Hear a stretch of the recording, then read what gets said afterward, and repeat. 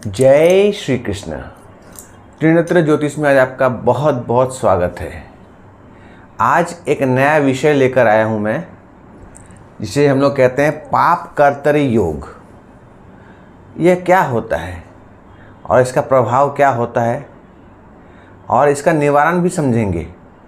किस तरह से हम इसको ओवरकम कर सकते हैं, किस तरह से इससे हम निजात पा सकते हैं।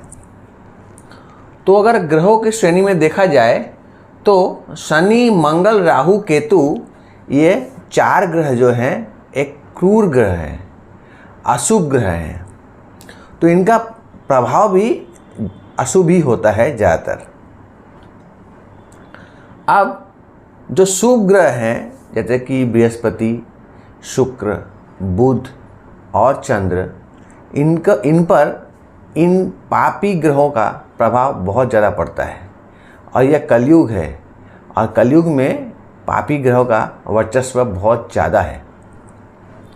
तो हम लोग समझने की कोशिश करेंगे कि यह स्थिति कब उत्पन्न होती है।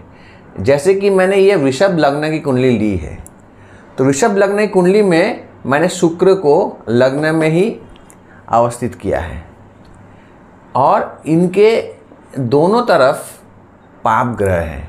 यानी लग्न से द्वादश भाव देखेंगे तो यहाँ शनिदेव विराजमान है और यहाँ पर द्वितीय भाव में राहुदेव विराजमान है। तो यह एक पाप कर्तरी योग में चला आया लग्न भाव और संग संग लग्नेश भी, क्योंकि वृषभ लग्न का लग्नेश शुक्रदेव होते हैं। तो यहाँ पर यह भाव भी पीड़ित हो गया और शुक्र भी, ग्रह भी पीड़ित हो गया। सूर्यदेव और चंद्रदेव कभी भी वक्री नहीं होते हैं, परंतु बाकी ग्रह कभी मार्गी, कभी स्तंभित, कभी वक्री होते रहते हैं। इनमें से राहु और केतु हमेशा वक्रगत अवस्था में चलते हैं।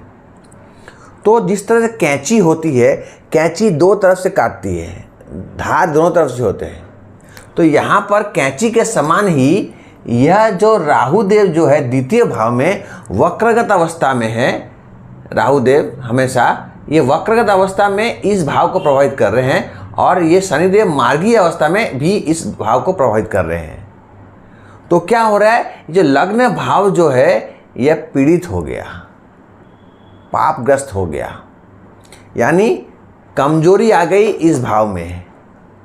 और इस उदाहरण कुंडली में शुक्र देव भी यहाँ विराजमान है, तो लग्न और लग्नेश दोनों पीड़ित हो गए। तो इसी को कहते हैं पाप कर्तरी योग।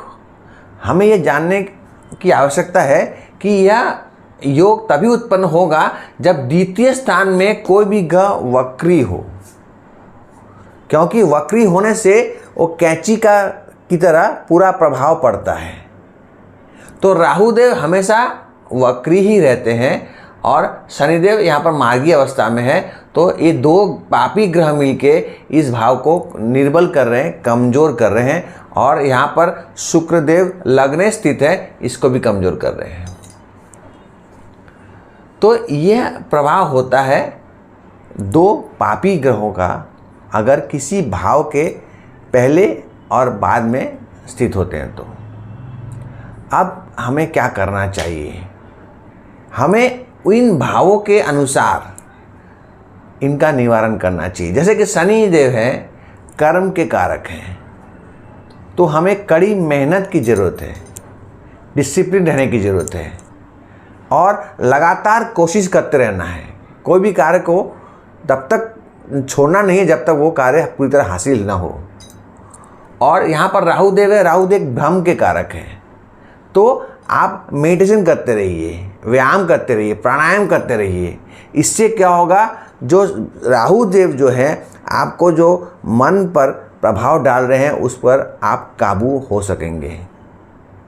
और इसी तरह आप अगर मेहनत करते रहेंगे तो अवश्य ही शनिदेव आपको अच्छा फल देंगे।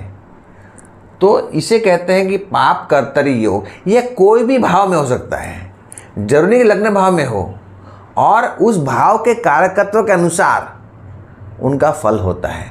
समझिए कि अगर षष्ठम भाव में है एक ग्रह और अष्टम घर में है दूसरा पाप ग्रह, तो क्या होगा, ये भाव सप्तम भाव पीड़ित हो जाएगा। इसी तरह अगर यहाँ पर अशुभ ग्रह हैं चतुर्थ भाव में और षष्ठम भाव में अशुभ ग्रह हैं तो पंचम भाव पीड़ित हो जाएगा। तो यहाँ पर पंचम भाव या षष्ठम भाव, इनके जो भी शुभ अशुभ कारकत्व हैं दोनों की हानि होगी। तो अशुभ परिस्थितियों को अगर हम काट सकें तो वो तो अच्छी बात है, परंतु जो शुभ है उसका भी कट जाए तो नुकसानदेह हो सकता है। तो हमें इसी प्रकार मेहनत और ग्रहों के कारकत्व के अनुसार कार्य करते रहना है। तो ये इससे हम निवारण हम लोग कर सकते हैं। इसके लिए हमें अगर सप्तम भाव को देखते हैं तो हमें नवांश भी देखना पड़ेगा, और अगर पंचम भाव देखते हैं तो वर्ग कुंडली में सप्तांश भी देखना पड़ेगा कि क्या वह भाव भी पीड़ित है या उसका लग्न भी इसी तरह पीड़ित है दो पाप ग्रहों से, तब ये ज़्यादा खराब स्थिति होती है। अन्यथा अगर नवांश में इसका और सप्तांश में इस तरह का प्रभाव ना हो तो इसका प्रभाव जो है काफ़ी हद तक कम ही होता है। तो इसे कहते हैं पाप कर्तरी योग। ये कोई भी भाव में हो सकता है और वह उस भाव और भाव स्थित ग्रह दोनों को प्रभावित करते हैं। अगर यहाँ पर शुक्रदेव नहीं होते और शुक्रदेव यहाँ पर समझो कि दशम भाव में होते और इन पर कोई शुभ ग्रह की दृष्टि पड़ जाती तो क्या होता, केवल लग्न जो है वह पीड़ित होता, लग्नेश पीड़ित नहीं होता। तो लग्न यानी आपका शरीर, आप स्वयं मेहनत करेंगे, आप इसको ओवरकम कर सकेंगे, इससे आगे जा सकेंगे। और ऐसे योगों में क्या होता है, बाद में इंसान बहुत अच्छी सफलताएं भी प्राप्त करता है, क्योंकि आप मेहनत ज़्यादा करते हैं तो उसका परिणाम भी आपको अच्छा ही प्राप्त होता है। बस आज के लिए इतना ही। एक छोटा सा वीडियो था मेरा पाप कर्तरी योग के ऊपर। कुछ डाउट्स जो है लोगों के मन में रहते हैं कि क्या होता है, क्यों होता है, कैसे होता है, उसको मैंने क्लियर करने की कोशिश की है। आशा करता हूँ कि आपको यह वीडियो अच्छा लगा हो। तो आज के लिए मुझे आज्ञा दीजिए। राधे राधे।